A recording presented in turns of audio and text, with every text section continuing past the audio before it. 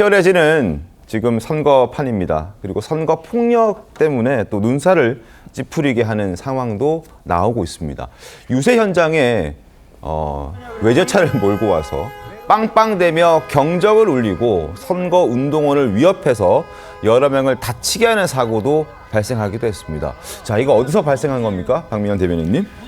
사실 이 치열어진 선거전에서 이 외제차를 몰고 있던 사건, 이 사건이 어제 대구 수성구 신매광장에서 20대 남성으로부터 발생한 사건이라고 합니다. 네? 그래서 저렇게 6탄전까지 벌어지는 사태로까지 비화가 됐는데 지금 선거전이 이제 과도하게 과열되고 어제 방송 토론에서도 후보들 간의 각축이 벌어지게 되면서 아마 이제 일반 유권자들 입장에서도 좀 이렇게 과열된 양상들이 보이는 것 같습니다. 그런데 다치진 않았나요? 사람이 다쳤을 수도 있을 것 같은데. 4명 정도가 다쳤습니다. 예, 그렇죠. 그렇습니까? 네, 6탄전이 벌어지는 과정, 차가 저렇게 지나가는 과정에서 네. 사상자도, 그러니까 부상자도 있었다라고 전해지는 것 같고요. 네. 근데 이런 모습들을 보여주는 것 자체가 좀 국민들께 눈살을 찌푸려지게 만들 수가 있고, 외려 이 지지하는 후보에게도 피해가 될 수가 있는 여러 가지 복합적인 문제가 발생하기 때문에 네. 좀 자중해 주셨으면 좋겠다 이런 당부 말씀을 드리겠습니다. 그러니까요. 지금 대구 수성구에서 그제 있었던 영상을 지금 저희가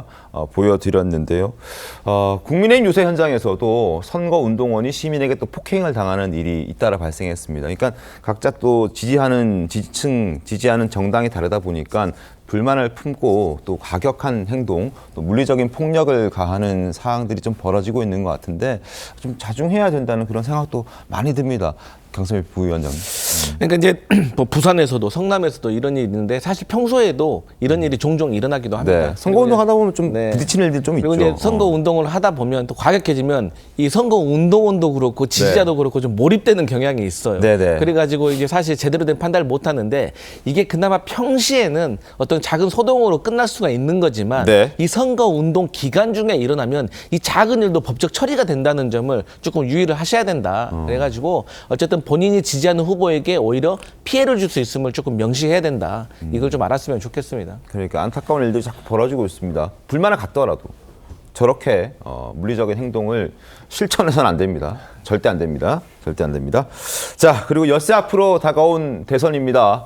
선거 유세 현장 각종 순환사가 계속 또 이어지고 있습니다. 박주민 의원이 부산 지원 유세 중에서 20대 남성과 대화한 영상이 또 눈길을 모으고 있다고 하는데 어떤 얘기인지 직접 보고 이야기를 이어가겠습니다. 예? 누구세요? 저는 박주민 의원님이라고. 그럼 저 하나 질문 해도 될까요? 혹시 호텔 경제를 어떻게 생각하십니까? 호텔 경제론요. 승수효과에서 승수효과가 뭔지 아세요? 돈을 풀었을 때 네, 승수효과 뭐예요? 어떤 어느 정도의 파생 효과를 나타내는 그러니까 승수효과 그거 아닌 걸로 잘 알아요. 승수효과는 그런 게 아니라 그러니까 당연히 국회의원이잖아요. 저는 일반 시민이에요. 그럼 누가 더 대한민국 경제에 더 잘해야 될까요? 제가 더 잘해야 돼요? 그럼 제가 국회의원 하죠. 저보고 대학교 어디 나왔니? 그래서 제가 그랬어요.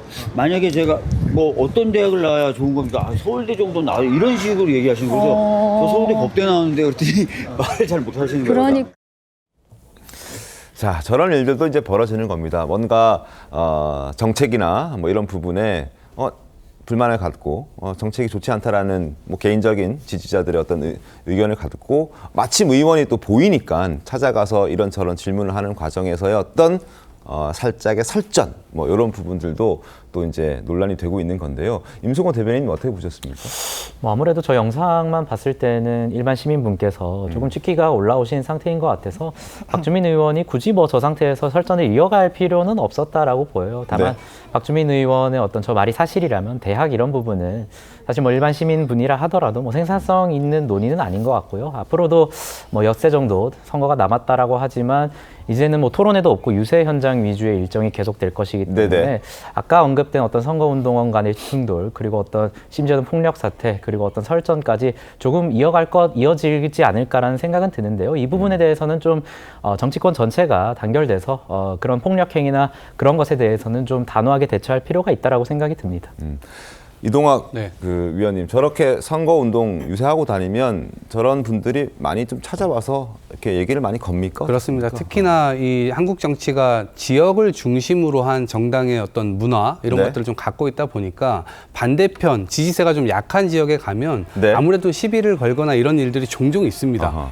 실제로 눈 앞에서 침을 뱉기도 하고 명함을 찢어버리기도 하고 침을 뱉기도 해요? 네, 이런 건 아주 일반적인 이 상황으로 이제 받아들여지고 있고 네. 아까 저 대구에서 일어났던 당해보신 적 있으신가요? 혹시? 저도 그렇습니다. 아, 그래요? 예, 그런 일이 있고 그런데 이제 어찌됐건 표를 받아야 하는 입장에서는 그러함에도 불구하고 약간 의뢰의 어떤 입장이 좀 되다 보니까 거기에선 다이렉트로 세게 같이 반응하지 못하는 측면도 있습니다. 네네. 다만 저는 좀 말씀드리고 싶은 게 정치인들의 어떤 말이나 이런 것들이 극단적으로 가게 되거나 굉장히 수위가 세지면 세질수록 현장에서 느끼는 분노감과 정치인에 대한 반감 이런 게 더 세지기 때문에 네. 그것이 역으로 또다시 뭔가 정치인의 테러라든가 이런 방식으로 또 연결될 수가 있는 거거든요. 그래서 정치인도 좀 자제할 필요가 있고 네. 국민들께서도 너무나 정치적 공방에 대해서 이심을 많이 해가지고 그것을 물리력 폭력으로 뭔가 하려고 한다든가 이러면 국가 시스템 자체가 유지되기가 어렵기 때문에 서로 이런 부분들은 좀 자제할 필요가 있다 이 말씀드립니다.